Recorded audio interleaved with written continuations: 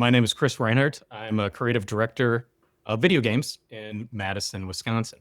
I've been in the industry for over 30 years now. I started in '94. Okay. So I'm both old and pretty veteran at a lot of this stuff. I mean, I've seen a ton of things throughout the years. I started at Raven Software here in Madison, Wisconsin. I was there for about 3 years, and then left and started Human Head Studios with a group of 5 other guys from Raven.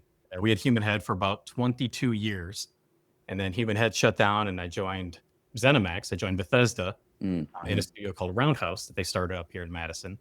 And pretty much all of the Human Head folk went over to Roundhouse and joined Roundhouse. Okay. And about a year ago, we moved we're still part of Microsoft and ZeniMax, but we moved under ZOS, under ZeniMax Online Studios, the people who have created Elder Scrolls Online. Worked with them for about a year, and then pretty much our whole team, unfortunately, was hit by the Microsoft layoffs this July. So currently working on my next thing.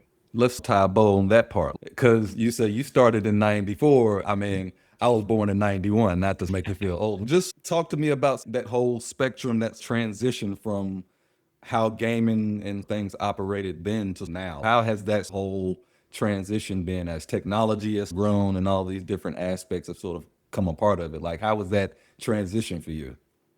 I mean, back when I started at Raven and we were developing on DOS, if the game crashed, you had to reboot your entire machine. You just shut down a process. Like, you're just kind of done, and you had to figure out what happened and kind of solve it around that. At Raven, I worked on 2 of the big games I worked on were Heretic and Hexen.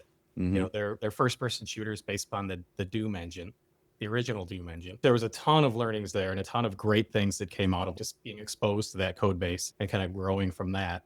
And then at Human Head, I got to grow a ton more. Like our first game, Rune, which came out in 2000, was using the Unreal Engine, like the original Unreal Engine. Yeah. So I've been fortunate to be able to touch pretty much every version of Unreal, including now Unreal 5. At Human Head, we touched the spectrum of like consoles, PlayStation 2, Xbox 360, more modern Xboxes. I'm fortunate that I was able to be in the industry so long that I was able to see just a ton of the evolution and growth of the industry and be able to be a part of it. Yeah. Let's talk more about the Wisconsin aspect of it, because I've found this very interesting talking to different people about how much of the gaming industry resides in Wisconsin. The ideas, the sort of the games that have come from there, like what is sort of in the water in, Wisconsin to where all of these different ideas and cool games have come about? What is it about there that is special compared to places like Seattle or California, stuff like that? Like, what do you think that sort of difference is? It's interesting because it's like, it wasn't too long ago that I, building upon what you were talking about with the Midwest and Madison specifically, it's weird that of the 4 really big Battle Royale games, all of those studios have a foot here in Madison. Yeah. PUBG's here, Respawn is here, Epic is here, Raven is here with Call of Duty. I mean, it's kind of amazing. There's incredibly talented people here. There seems to be a lot of talent here and a lot of loyalty here.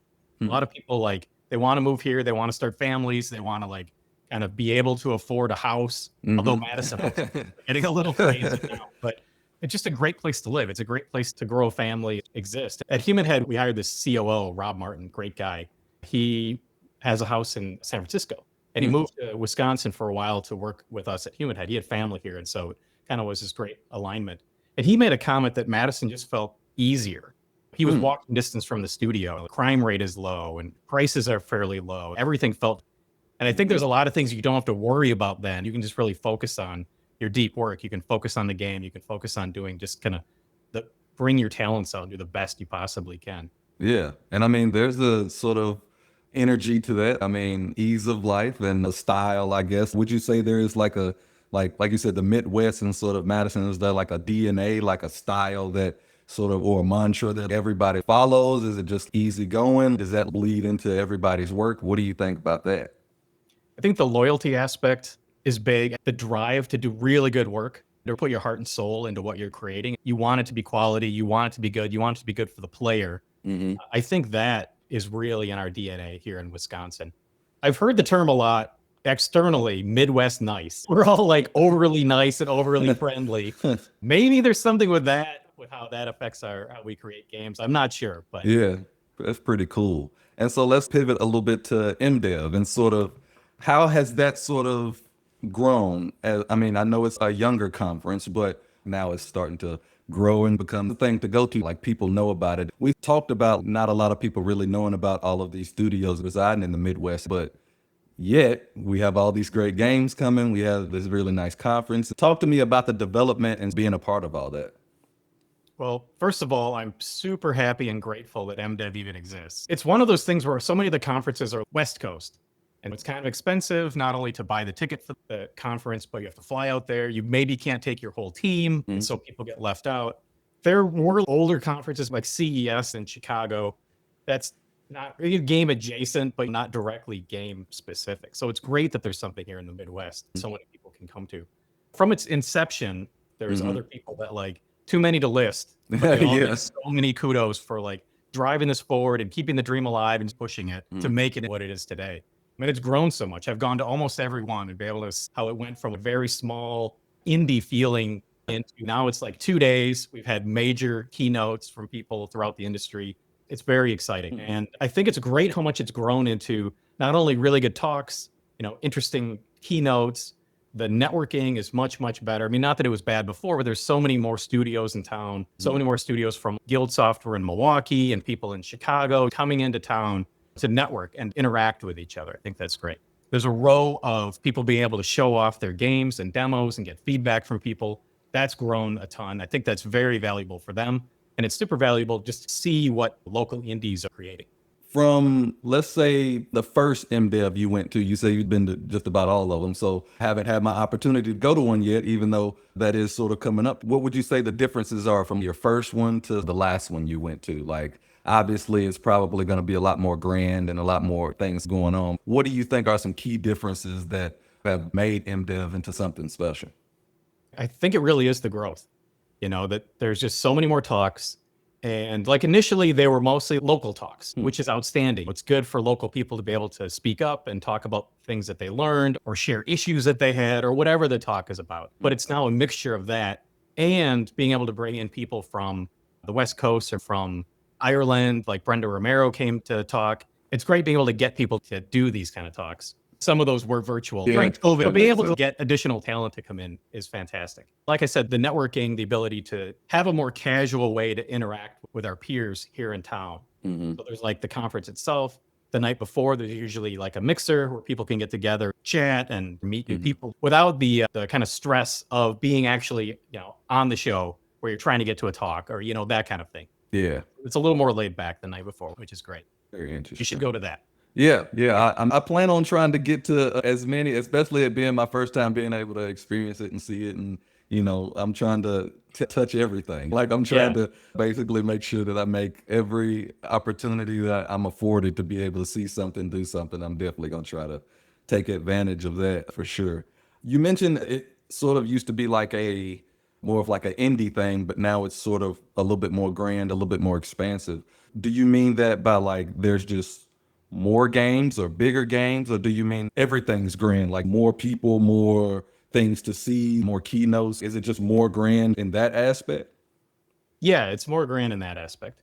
I mean, I don't know the numbers, the growth, but I know that it's like there's been a couple of years where like I think it's doubled from the previous year. I mean, the number of attendees isn't crazy. It's not in the hundreds of thousands or anything like that, but it's large for the Midwest for this size. But it still has, it's still small enough that it feels intimate where you're going to be able to run into people that or run into people you haven't met before and get to know and have the time and the ability to chat with them. Like I said, the original ones felt a little more, when I say indie, a little more bootstrapped, we're like, we get to talk. What are some interesting variety of talks that we can get? Who wants to give a talk? Because it's a little, not exactly risky, but it's like, this is the first one. You don't know what's going to happen. You don't know how it's going to go. Are there going to be more? Or is it like a one and done thing where it just kind of fails? I'm glad that it really took off. Kudos to all the people that really grabbed it and ran with it and pulled it forward into what it is today.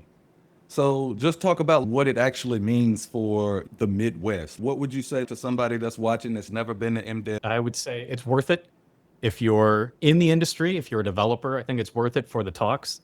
It's worth it for the networking. Definitely if you show up, introduce yourself to people, get to know people, everyone's friendly. Go to the talks, go to the keynote, go to the mixer. take a look at the games, interact with each other. For me, that's one of the big things. Like we're, at this different studios I've been at, you kind of get isolated. Even if you're at a larger studio, especially if you're at a small indie studio or even a solo dev, you feel very isolated. There's a lot of other developers here in town, but you're not really interact with them that often. So this is a great opportunity to get to know them, run into them, make new friends, all of that kind of stuff. Interesting. That Midwest nice. I'm from Nashville, so we get that Southern hospitality, so Southern hospitality and Midwest nice. That seems to mesh pretty well. Just in between jobs and things like that, I know it's kind of hard with all these layoffs and a lot of uncertainty within gaming in general. I think it's pretty uncertain in a lot of aspects right now. Where do you see things headed, whether it be for you or just in general for the industry? Because I mean, it is a lot of turnover, a lot of happening. Like a lot of these conferences, like you said, it is a blessing that MDEV is still going, because a lot of these conferences are getting sort of turned off and resources are getting put elsewhere. So like, what do you sort of think the future looks like for gaming and all of these things? Well, I'll tell you where I hope things go, or at least that there's more of an avenue for this. The types of studios that I've had the most success and fun at were like the human head size. We were about 40 to 50 people. So small group, everyone knew each other very well. Everyone worked together extremely well. It's a small enough studio where everyone has to wear multiple hats. So you've got a ton of different jobs that you're doing, and it was just like constant creativity and constant fun.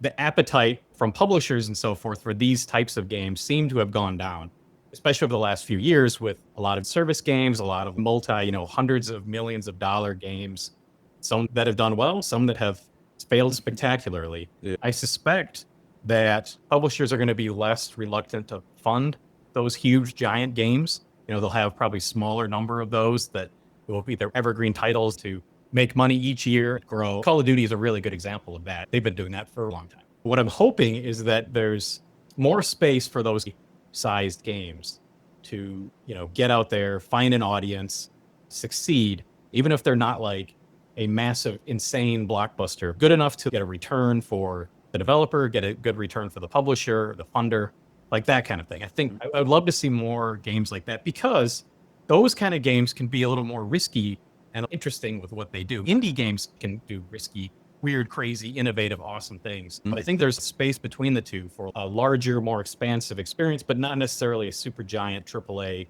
The game takes 5+ years to create.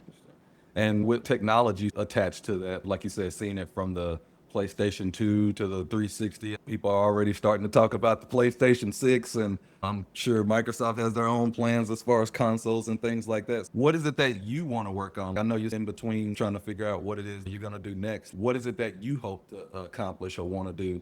As you've been in the industry a long time, is there anything you haven't accomplished yet that you want to do? Any things that you want to get done before you call it quits on this long career of yours?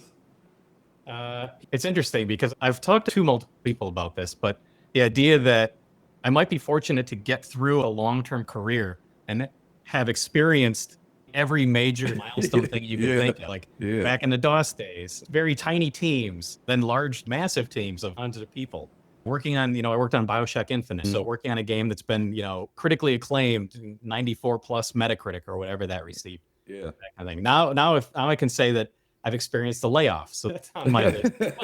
But what would I like to do before I retire? I'd like to get back into slightly smaller, more creative games, work with a trusted team, a group of people that you really enjoy working with on a day-to-day basis, and people that you can just really gel and create something fairly quickly, but also that can delight and entertain a ton of people. So I like to ask this question, especially people who have experienced both, just because a lot of people haven't experienced one, let alone both. What is it like, or give me some pros and cons of working with a smaller team, indie team, whatever you want to call it, just a smaller sort of team versus like a huge, massive 100, 200 plus person team? Like, what are the pros, cons? Like, do you enjoy one more than the other? I think I would say I like the smaller team better, but that's not knocking on giant teams. The most recent team that I worked with, like, there were so many incredibly smart, incredibly talented people on it. And so one of the big advantages to a large team like that is there's just this insane pool of talent. And so if there's a problem you're running into, there's almost certainly someone on the team who's either solved this problem before Yeah. or is so incredibly talented that they can be like, I can take this and I can run with this. One of the pros to a very small team is the fact that you all know each other very well.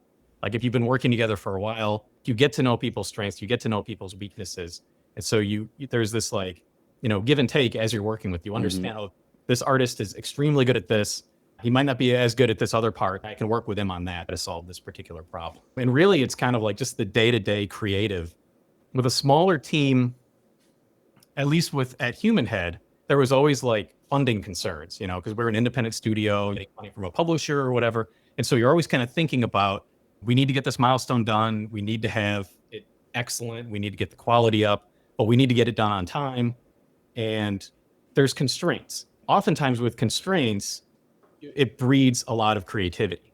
You're like, how do we solve this particular problem? We can't just throw money at it. We can't just throw people at it. A lot of times when you do that, there's a real creative, interesting solution you come up with from either changing something from a design standpoint or changing the way, how you carefully choose your art direction. All of that kind of stuff affects the overall game. The core of it is, I really like that the smaller team, every day, you're not really sure what challenge you're going to run into. You have to be agile. You have to be nimble, and you have to be able to tackle all of these issues as they come up.